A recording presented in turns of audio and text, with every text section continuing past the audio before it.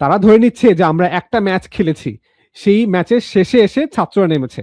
না, ম্যাচ অনেকগুলো হয়েছে এবং সেই অনেকগুলো ম্যাচের শেষ ম্যাচ ছাত্ররা খেলেছে।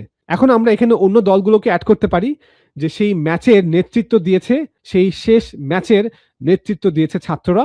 সেখানে বিএনপি, জামাত, বাম দল, ইসলামিক দল, চরমনায়ের দল, সব দল তারা সেই ম্যাচে অংশগ্রহণ করেছে, নেতৃত্ব দিয়েছে ছাত্ররা।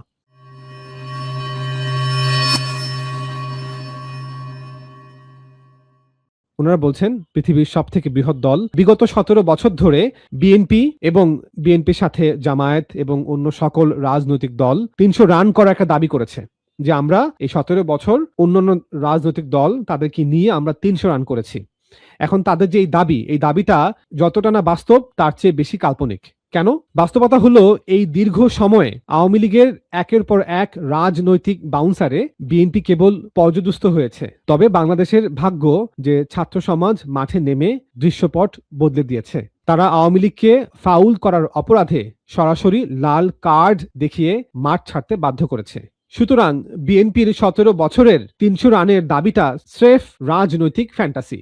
বাস্তবতা হচ্ছে আওয়ামী লীগ বিএনপিকে মাঠে শুধু ধাওয়া করেছে। বিগত 17 বছরের রাজনৈতিক সমীকরণ যদি আমরা বিশ্লেষণ করি, তো এই সমীকরণ বিশ্লেষণ করলে দেখা যায় মাঠের রাজনীতিতে বিএনপি এবং আওয়ামী লীগের অবস্থান ছিল অনেকটা শিকারী আর শিকারের মতো।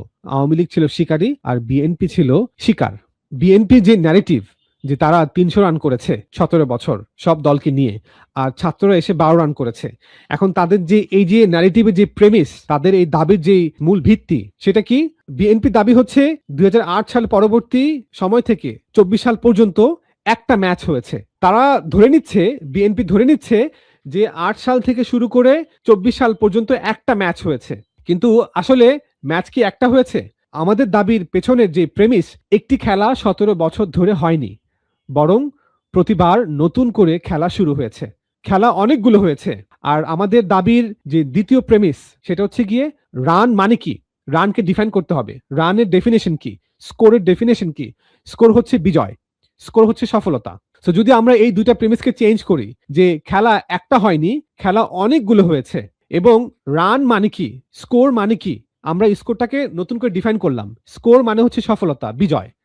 তাইলে আমরা বলবো যে অনেকগুলো খেলা হয়েছে আওয়ামী লীগের সাথে, সেই খেলায় বিএনপি বারবার নাজেহাল হয়েছে, ব্যাপক ব্যবধানে হেরেছে, তারা সফল হয়নি, তারা কোনো স্কোর করতে পারেনি।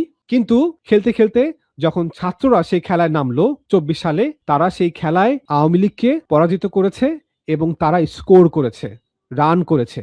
সেই স্কোরটা কি? তারা সফল হয়েছে। সো যদি আমরা এই দুইটা প্রেমিসকে চেঞ্জ করি, তাহলে বিএনপি যে ন্যারেটিভ, এটা থাকে না। সো তারা ধরে নিচ্ছে যে আমরা একটা ম্যাচ খেলেছি, সেই ম্যাচের শেষে এসে ছাত্ররা নেমেছে। না, ম্যাচ অনেকগুলো হয়েছে এবং সেই অনেকগুলো ম্যাচের শেষ ম্যাচ ছাত্ররা খেলেছে। এখন আমরা এখানে অন্য দলগুলোকে অ্যাড করতে পারি যে সেই ম্যাচের নেতৃত্ব দিয়েছে, সেই শেষ ম্যাচের নেতৃত্ব দিয়েছে ছাত্ররা। সেখানে বিএনপি, জামাত, বাম দল, ইসলামিক দল, চরমনায়ের দল, সব দল তারা সেই ম্যাচে অংশগ্রহণ করেছে, নেতৃত্ব দিয়েছে ছাত্ররা।